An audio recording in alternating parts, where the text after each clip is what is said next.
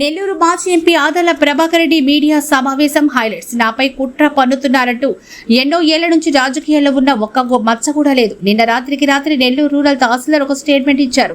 Statement ఇచ్చేదానికి ఆయనకు అధికారం ఎక్కడుంది? తహసీల్దార్ ఇచ్చిన స్టేట్మెంట్ తప్పు. దీనిపై న్యాయస్థానాల్లో పోరాటం చేస్తామన్నారు. నాకు కనుపర్తిపాడుతో పాటు అనేక ప్రాంతాల స్థలాలున్నాయి. ఎన్నో ఏళ్ల నుంచి రాజకీయాలు ఎటువంటి మచ్చ లేకుండా కొనసాగుతున్నా కావాలని బురద జల్లుడు వ్యవహారాలు చేస్తున్నారని ఆయన మండిపడ్డారు. మొన్న సాయంత్రం నుంచి నిన్నంతా కూడా సోషల్ మీడియాలో, టీవీల్లో, పేపర్లలో పెద్దగా నన్ను గురించి, నా పొలం గురించి న్యూస్ రావడం చూసాం. చాలా బాధాకరమైన విషయం. ఒకరోజు పొద్దున్నే వచ్చి సాయంకాలం లోపల నా పొలం అనడం, ఎంఆర్ఓ ఆయనకి స్టేట్మెంట్ ఇవ్వడం, విఆర్ఓ నేరుగా సైట్కి రావడం, ఇది ప్రపంచంలో నేను ఎక్కడా కూడా చూడలేదు. ఏదైనా డిస్ప్యూట్ ఉంటే నోటీస్ ఇవ్వాలా, ఆ వచ్చిన బ్రాహ్మణ నేరుగా ట్రాక్టర్ తీసుకొని పోవడం, ధైర్యంగా అక్కడికి బోర్డు ఒకటి తీసుకుపోయి పెట్టడం, ఆ బోర్డు పక్కన విఆర్ఓ నిలబడి ఫోటో తీయించుకోవడం, పోజు పెట్టి సినిమా యాక్టర్ మాదిరిగా. ఆ విఆర్ఓ సంగతి అందరికీ తెలుసు. ఎక్కడున్నా పట్టాలు సృష్టించి ప్రభుత్వ భూములంతా కాజేసిన ఘనత ఆయనకుంది. ఒకసారి సస్పెండ్ అయ్యాడు, మళ్ళా తిరిగి వచ్చాడు. దీనికి సంబంధించిన నా దగ్గర ఉండే డాక్యుమెంట్లు 1954లో దీన్ని పొన్నవోలు దశరథరామరెడ్డి, పొన్నవోలు వేణుగోపాల్ రెడ్డి అనేవాళ్ళు కొన్నారు. దానికి రుజువు ఈ కాగితం ఒకసారి దగ్గర అందరూ చూసి ఇవ్వండి. మీకు కనపడదా? సారి చూసి 1954లో 295వ సర్వే నంబర్, డాక్యుమెంట్ నంబరు 192/1954.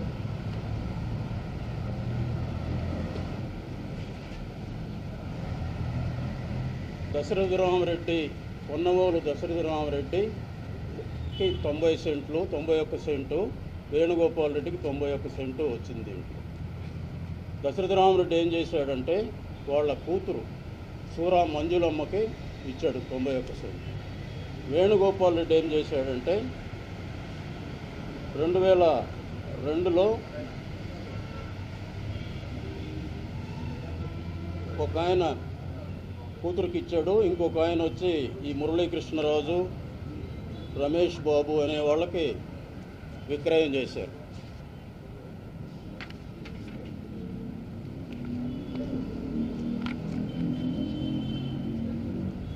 (2003లో విక్రయం చేశారు 2 డాక్యుమెంట్.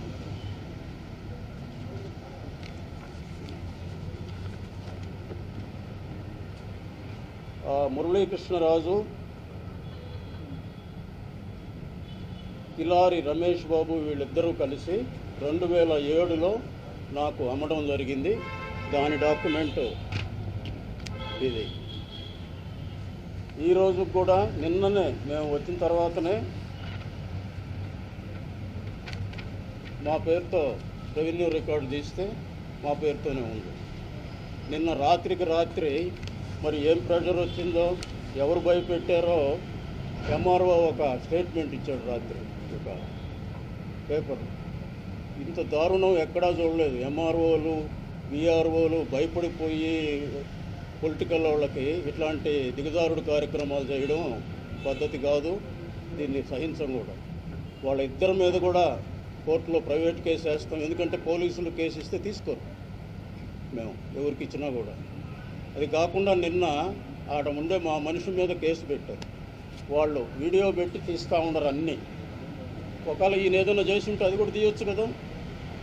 ఇట్లా దొంగ వ్యవహారాలు చేయాల్సిన అవసరం లేదు కదా. ఫాల్స్ కేసు పెట్టి దాన్ని ఇమీడియట్గా రిజిస్టర్ చేస్తారు మన పోలీసు వాళ్ళు. ఈరోజు కూడా మా పేరుతో ఉంది.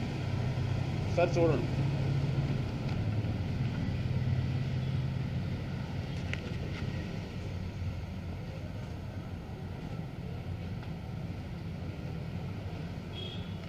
వాళ్ళు క్లెయిమ్ చేసేవాళ్ళు 54లో అంటే దగ్గర దగ్గర 60 ఏళ్ళు పైన అయింది. ఇన్ని సంవత్సరాలు ఎక్కడ నిద్రపోతూ ఉన్నారు? డైక్లాట్లో ఉండేవి కరెక్ట్ కాదు, డాక్యుమెంట్ ఉండాలి. ఎవరిచ్చారు, ఎప్పుడు, ఏ సంవత్సరం ఇచ్చారు ఉండాలా, అది కూడా ప్రూవ్ చేయాలి. ఎక్కడ కలెక్టర్ దగ్గర కానీ లేదా జాయింట్ కలెక్టర్ దగ్గర కానీ ఆర్డీఓ దగ్గర కానీ అప్లికేషన్ ఇచ్చి ప్రూవ్ చేయాలి. అది ఏమీ లేకుండా మాకు డైక్లాట్లో ఉందని ఒక 60 సంవత్సరాల తర్వాత వచ్చి ట్రాక్టర్ వేసుకొని రావడం. ఒక మనిషి అయ్యవారు ధైర్యంగా రాగలడా ఊళ్ళోళ్ళ పొలంలోకి? మన సెక్రటరీ కూడా వచ్చాడు. ఆ సెక్రటరీ సంగతి అందరికీ తెలుసు, గతంలో పెద్ద చరిత్ర ఉండే ఆయన. దీని మీద తప్పకుండా కూడా మేము కోర్టులో వాళ్ళ మీద, ఎందుకంటే ట్రెస్పాస్ కింద వస్తుంది, మా పొలంలోకి రాకూడదు, మాకు నోటీస్ ఇవ్వాలి. మేము నోటీస్ చదువుకొని పలానా రోజు వస్తామంటే ఎవరు దానికి విఆర్ఓ ఇస్తే చాలదు, ఆర్డీఓ లెవెల్లో ఎంఆర్ఓ లెవెల్లో ఇవ్వాలంటే మాకు వచ్చింది మేము వస్తున్నాము అని తర్వాత రుజువు చేయాలి, లేదా సివిల్ కోర్టుకు పోవాలి. ఏమీ లేకుండా ఇప్పుడు మీకు ఒక ఇల్లు ఉంటుంది, 20 ఏళ్ళ నాడు కట్టుకొని ఉంటావు, నేను ఏదో ఒక చిన్న కాగితం పెట్టుకొని వచ్చి ఇది ఆక్యుపై చేస్తే జరగద్దా? కాగితం కూడా లేదు. ఒకవేళ ఉంటే ప్రూవ్ చేసుకోండి. మాకేమీ, నేను 40 ఎకరాలు కొన్నాను, 90 సెంట్లు ఒకటి 80 సెంట్లు కాదు, అక్కడ ఒకే రోజు 40 ఎకరాలు కొనుక్కున్నాం, రిజిస్టర్ చేసుకున్నాం. అది కూడా 19 ఏళ్ల కిందట. నా దగ్గరికి ఒకసారి వచ్చాడు ఆయన అయ్యవారు, వస్తే డబ్బులు అడిగాడు, ఏదైనా ఇవ్వండి మా పేరుతో, మా ఆశ్రమంలో ఒక పుస్తకంలో రాసి ఉంది అని అన్నాడు. ఈ దగ్గర ఏదైనా కాగితాలు ఉంటే తీసుకురావా, సరిగ్గా ఉంటే మాకు అవసరం లేదు ఊళ్ళోళ్ళు ఆస్తి అని చెప్పాను. నేను 28 సంవత్సరాల నుంచి రాజకీయాల్లో ఉన్నాను, ఎక్కడ ఇసుమంత మచ్చ లేకుండా రాజకీయాలు చేశాను. ఎవరిది ఆక్యుపై చేయలేదు, ఎవరిని బెదిరించలేదు, ఎక్కడా రౌడీజం చేయలేదు, ఎవరిని కొట్టించలేదు, ఏ కార్యక్రమం కూడా నేను చేయలేదు, చేయాల్సిన అవసరం కూడా లేదు నాకు. మా కుటుంబానికి 150 ఎకరాలు ఉంది మొత్తం, మా పిల్లలకైతేనే నాకైతే. మాకు అవసరమే ఉంది కబ్జా చేయాల్సిన అవసరం? డాక్యుమెంట్స్, ఇన్ని డాక్యుమెంట్స్ పెట్టుకొని ఉన్నాం. నువ్వు వచ్చి ఈరోజు రౌడీజం చేస్తే ఎట్లా? గవర్నమెంట్ భూములు నెల్లూరు చెరువు అంతా ఆక్యుపోయాయి, కనపర్తిపాడంతా ఆక్యుపోయాయి, ఇంకా వేరే ప్రాంతాల్లో భుజభుజ నెల్లూరు కాడ, ఇంకా నెల్లూరు శివారాల్లో ముత్తుకూరు, మన పొదలకూరు రోడ్లో కావాల్సినంత భూములు ఆక్యుపోయి ఉన్నాయి. నీకు శక్తి ఉంటే అవన్నీ ఇప్పించి పేదవాళ్ళకి పట్టాలు ఏదో చేయండి. అంతేగాని ఇట్లా రాజకీయంగా చేయడం మంచిది కాదు. ఒక గౌరవప్రదమైన వాళ్ళని బజారు ఈడ్చాలా, ఏదో ఒకటి సోషల్ మీడియాలో చెడ్డ చేయాలా అంటే ఇది మంచి పద్ధతి కాదు. ఇకనైనా మానుకొని మంచి కార్యక్రమాలు, ఇంకా 4 ఏళ్ళు ఉంది, మంచి కార్యక్రమాలు చేయండి, మంచి పేరు తెచ్చుకోండి, కానీ ఇలాంటి కార్యక్రమాలు చేయొద్దని తెలియజేసుకుంటాం. ఎవరైనా కావాలంటే వచ్చి చూసుకోవచ్చు.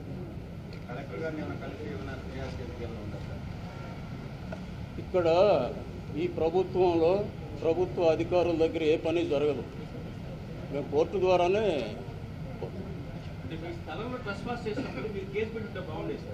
కేసు ఇచ్చాం, తీసుకుంటాం కదా.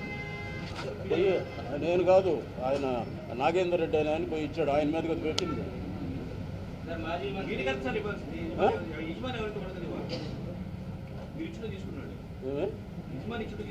పంపించాము, 2 చూస్తామని అన్నాడు, అది ఇది చూసి పరిశీలిస్తామని అన్నారు. పార్లమెంట్ సభ్యులుగా లేనండి ఇప్పుడు.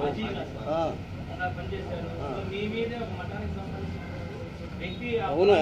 ఆ వ్యక్తి నీకే నేను చెప్పేది మీరు ఏమి ఇట్లా కావాలని మీరు కూడా మాట్లాడతారు. పద్ధతిగా మాట్లాడండి, పద్ధతిగా నేను కూడా చెప్తాను, ఏమి ఇబ్బంది లేదు. మాజీ మంత్రి అయితేనే కదా నన్ను ఏదో ఒకటి డౌన్ చేయాలని కదా, రేపు భయం ఏం చేస్తారో, వీళ్ళు మళ్ళీ వస్తారో, వీళ్ళని డౌన్ చేయాలనే కార్యక్రమం, లేదా ఖర్చు సాధింపు. ఎవరు పన్నారో మీకు తెలవాలి, నాకెట్ట తెలుస్తుంది? మాకు కనపడింది అయ్యవారు, విఆర్ఓ, మన కెమెరాలు బట్టి తిప్పుతూ ఉన్నారు, మొత్తం చేశారు. ఒకవేళ మా మనిషి బోర్డు పెరికేసి ఇచ్చాడు, నాకు ఫోన్ చేశాడు, బోర్డు తీసేయని చెప్పినాను, బోర్డు తీసేసాడు. వీళ్ళు కెమెరాలో ఎన్ని కెమెరాలు ఉంటే ఆయన దౌర్జన్యం చేసి పెరుక్కుంటుంటే తీలేరా? ముఖ్యంగా మీరు ఈ స్థలాన్ని కొని మోసపోయారని ఫీల్ అవుతున్నారా? నేను ఇప్పుడు నేను చెప్పేది నువ్వు చెప్పి నాకు అర్థమైంది. మోసపోయానో దానివల్ల నష్టపోయానో నేను ఎప్పుడు ఫీల్ గాను. ఏమన్నా నిజంగా ఏదైనా మోసం జరుగుంటే మా వైపు నుంచి ఏముండదు, నేను ఇచ్చేసేదానికి కూడా సిద్ధం. వాళ్ళదేని కానీ ప్రూవ్ అయితే వెనక ముందు లేకుండా ఇచ్చేస్తాను. నేనైతే కొన్న డాక్యుమెంట్లు అన్నీ ఉన్నాయి, 1954 నుంచి ఉన్నాయి.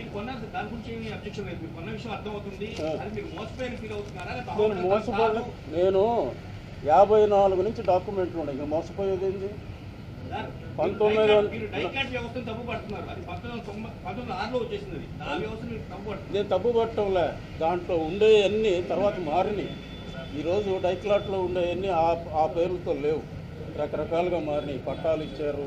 నువ్వు నీకు ఎందుకు నువ్వు ఉన్నాయి ఉంటే చూద్దాం. ప్రూవ్ అయితే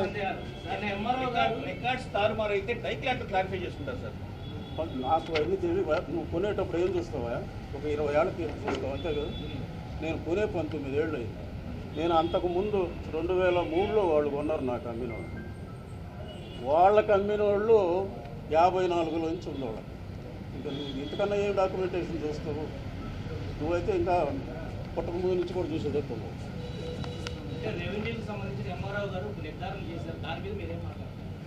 ఆయన చేసింది తప్పు అంట. ఇప్పటికిప్పుడు చేయకూడదు. ఆయన ఎవరు చేసేదానికి? దానికి విచారణ చేయాలా? అంటే ఇన్ని రోజులు ఏం చేయకుండా ఏం చేస్తున్నారు? అది పద్ధతి కాదు. ప్రొసీజర్స్ ఉంటాయి గవర్నమెంట్లో. There is a procedure for anything. ఆయన పోయి వాళ్ళకి కంప్లైంట్ ఇస్తే వాళ్ళు మాకు నోటీస్ ఇవ్వాలి, ఇలా కంప్లైంట్ వచ్చింది, మీరు మీ దగ్గర ఉండే కాగితాలు సబ్మిట్ చేయండి అని మాకు నోటీస్ ఇవ్వాలి. మేము సబ్మిట్ చేస్తాం. వాళ్ళకు కూడా నోటీస్ ఇవ్వాలి, మీ కాగితాలు సబ్మిట్ చేయండి. అన్నీ చూసి నిర్ధారించి కలెక్టర్ లెవెల్లో నిర్ణయం తీసుకోవాలి. లేదా కోర్టులో, ఇది సివిల్ కేసు కాబట్టి కోర్టుకు పోవచ్చు. సభ్యులు అధికారులు ఎంతమంది నిర్ధారించారు? దీని వెనక పొలిటికల్ హస్తం ఉందంటారా? ఉంటే ఎవరు అనేది ఇప్పుడు మీకంతా తెలుసు. నా నోటి గుండా చెప్పించాలనేది కరెక్ట్ కాదు. నేను చెప్పేది నేను కాంట్రవర్సీలకు పోను కూడా. నేను నా జీవిత చరిత్రలో ఎక్కడ కాంట్రవర్సీలకు పోయి కానీ, ఎవరినన్ను కొట్టించి కానీ, ఎవరినన్ను కొట్టబోయి కానీ, ఎవరినన్ను బెదిరించి కానీ ఇట్లాంటి రాజకీయం చేయలేదు. శుద్ధంగా చేసాం, శుద్ధంగా నిష్క్రమిస్తాం, అంతేగాని ఇలాంటిది ఏమీ ఉండదు. కాబట్టి థ్యాంక్ యూ అందరూ.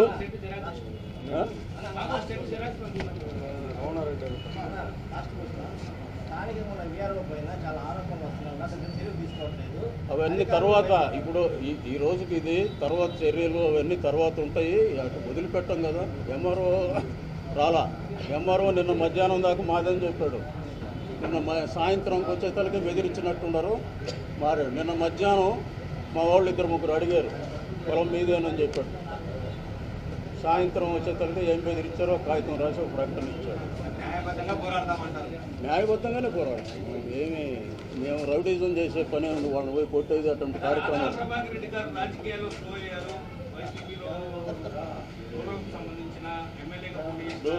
ఇది రాజకీయాలు మాట్లాడాల్సిన సమయం కాదు. ఇంకొక 10-15 రోజుల తర్వాత, ఒక 15 రోజుల తర్వాత ప్రభుత్వ భూములు ఎక్కడెక్కడ ఉన్నాయి, ఏమిటి, వాటిని అన్నింటినీ కూడా బయటకు తీసి పంచమని చెప్పేదానికి ఒక పెట్టాము. అన్నీ తీయాలి కదా రికార్డు. ఇదే విఆర్ఓ చేసిన కార్యక్రమాలు అన్నీ ఉన్నాయి కదా, అన్నీ తీసి అప్పుడు ఆ రోజు అడగండి సార్. స్లో అంటే ఏముంటుంది మాకు? మేము చెప్తే ఇనే ఆఫీసర్ ఎవరైనా ఉన్నాడా? ఎమ్మెల్యేలు రాజులు. ఏ నియోజకవర్గానికి ఆ నియోజకవర్గానికి. ఈవెన్ ఎంపీలకు కూడా ఏమీ ఛాన్స్ ఇవ్వరు. ఏదో అప్పుడప్పుడు పిలిచి దండేసి పంపిస్తుంది.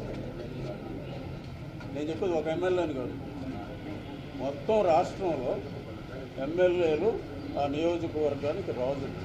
ఆ రాజ్యంలోకి ఎవరిని రానియరు. అక్కడ ఉండే అధికారులు వాళ్ళు చెప్పినట్టు చేయాలా.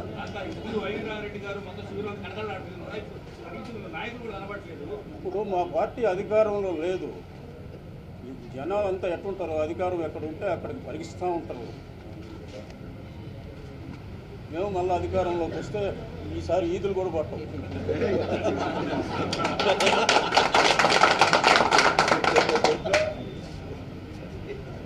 ఇప్పుడు మనం ఏదన్నా ఇప్పుడు ఎవరన్నా ఎంఆర్ఓ మా మాట వింటాడా, పిఆర్ఓ వింటాడా? ఎవరన్నా పాపం మా మీద ప్రేమ ఉండేవాడు కూడా ఒలికిపోతుంటాడు, నన్ను వదిలేసిన